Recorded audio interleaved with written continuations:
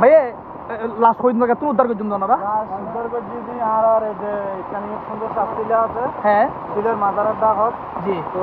আজকে অনেক বলে মারা গেছি জি এখন আমি মধ্যে রাস্তা সারিতে বললেই আর একটা মানব মহিলা হাঁটা ফলা প্রথমে দেখি হনে প্রথমে দেখিয়ে বলছে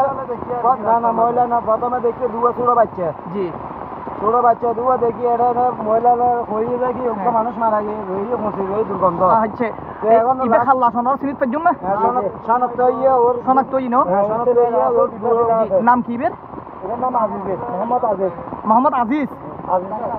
আবু তাহের নাম ডাক হইছে বোসামিয়া আবু তাহের নাম ডাক বুসামিয়ে ডাক নাম বোসামিয়া জি স্থানীয় এরিয়া তো ও নিখোঁজ সত্য ইয়ে জানেন না ওরা নিখোঁজ হয়ে যা যে 18-20 দিন 18-20 দিন আগে প্রিয় দর্শক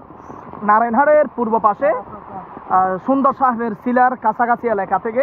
এই যে একটা লাশ একেবারেই গলে গেছে দুর্গন্ধ যুক্ত ওনারা উদ্ধার করে ভূজপুর থানা প্রশাসন এখানে এসেছেন আজকে